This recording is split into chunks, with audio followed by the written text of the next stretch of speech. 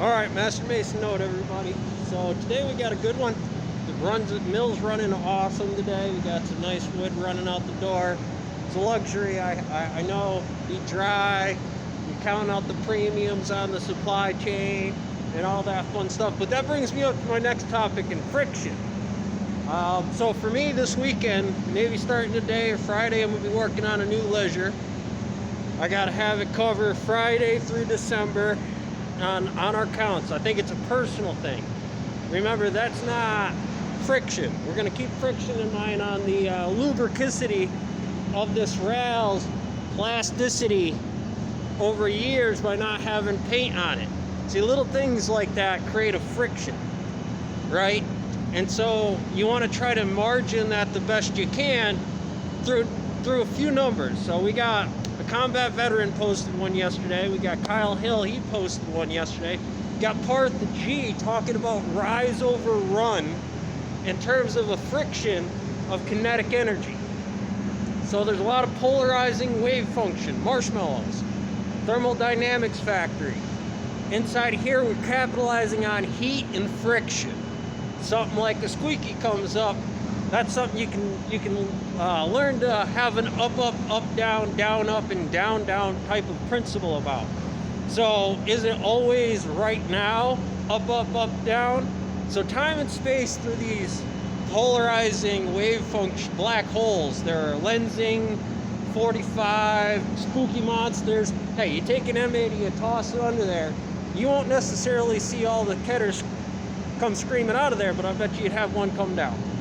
So when you get into those types of ideas, you get a lot of this mechanic breakdown, lots of different operations that work the same way, which take a piece of metal like this and it changes its friction, rise over run, derivative over derivative L, derivative Y, and it changes out values. So you can kind of see in different Schrödinger multi-worlding universes mantis shrimp vision. And so mantis shrimp vision is lots of different spectrums, waves. Looking at this bad puppy right here. And you know, and those change values out, those change out timelines, those change out a quote and approach, a quote and appreciation for like a landscaper's map. When you want to do this type of marshmallow, it's a little different, but it does the same thing. But you have to recognize whether your feet are on the proper floor for it or not. Everything's kind of leveled out in that kind of foundation. Or am I going to have to start that before somebody commissions me for a concrete wall or everything else? Well, there it is. Just go and install it. You probably have to do a few things first. And that's usually what makes really good landscapers, right? They'll come in, they'll see the quote, and it starts off, well, why would you do that first? Well, in a break, on a system, for whatever the 300 IQ might turn into in this Jean Grey teardown, you can do that in a lot of these places. You can do that. There's a lot of free radiance around. You want to make sure you capitalize them, get them in the jar, shake that rosebud up. When you're ready for it, toss it out underneath there so you can call it in when you're ready. And that way it'll come down when you call down the cavalry. And you got to think about the friction on that, the Z-coin on that bad puppy right there. See if I can find it.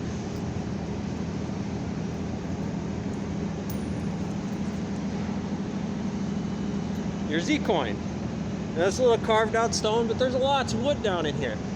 So just for me on funsies, let's say we want to have a project. Now I do a lot of YouTubing, and what do you see right there? I see a vase. I see something, but we don't necessarily have that on the floor. It creates